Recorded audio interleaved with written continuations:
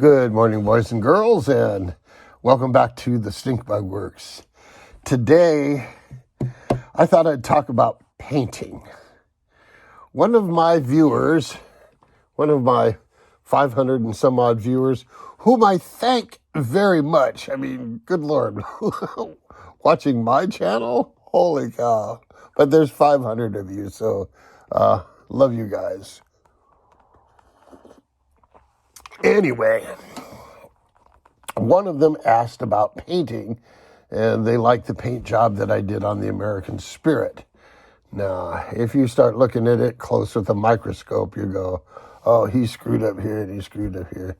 But it's an okay paint job. I've seen much better. I've seen worse. So I'm going to talk about how I did that. Now, this is the systems. I've been working on blueprinting the hull. Now, this being a vacuum formed hull, everything's kind of rounded. And so I've been working on, I blueprinted the sponsons decades ago, and I just picked it up and I sharpened up, or have started to sharpen up the lifting strakes back here. I'm not going to bother with these up here, but the lifting strakes back here I've started to sharpen up. And I put a little epoxy and shredded fiberglass in there and sanded it. And there were little tiny holes, so I used some of that modeler's putty in there. And then I shot it with several heavy coats of that sandable primer. Now, here's the deal. This is one of the lessons I have learned in painting.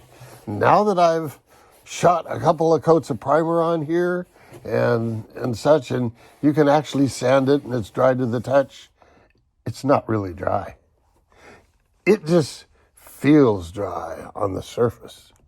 But underneath, it's still a soggy, gooey, messy swamp. So the secret is you got to let it dry out. And it needs a good week to get good and dry. And I like to take my paint out to the southern wilderness and let it sit out in the sun all day long.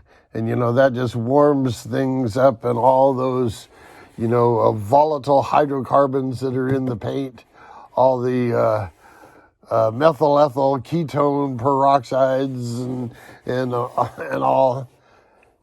Methyl ethyl ketone peroxide, that's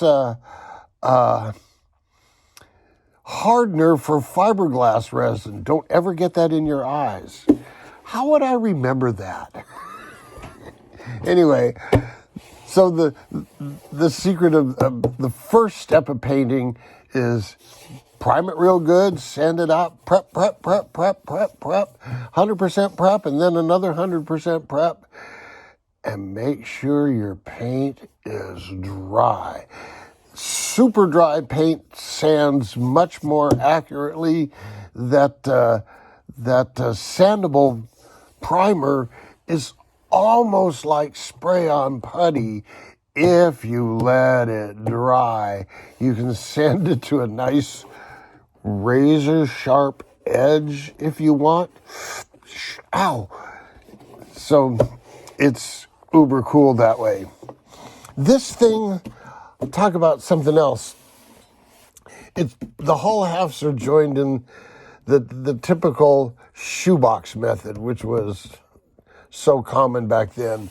But the full-size boat this thing was modeled after was made of aluminum, and it had these stiffening ridges all over the boat, including one here.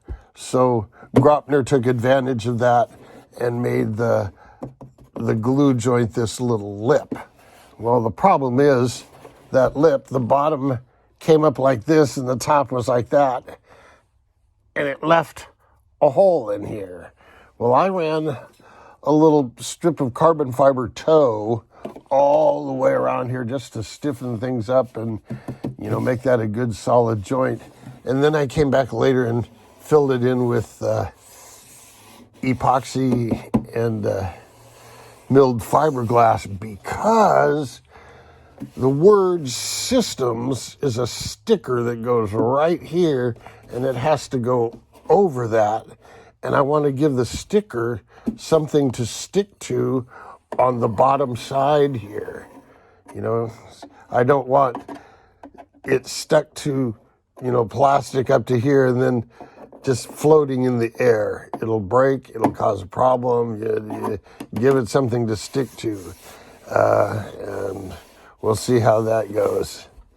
So there you go. We're prepping this up. It's getting there. You can see it's still kind of rough, but the shape is there. Now we just got to smooth things out. So until next time, and I'll talk about the long, hard shaft challenge. Until next time, jet out.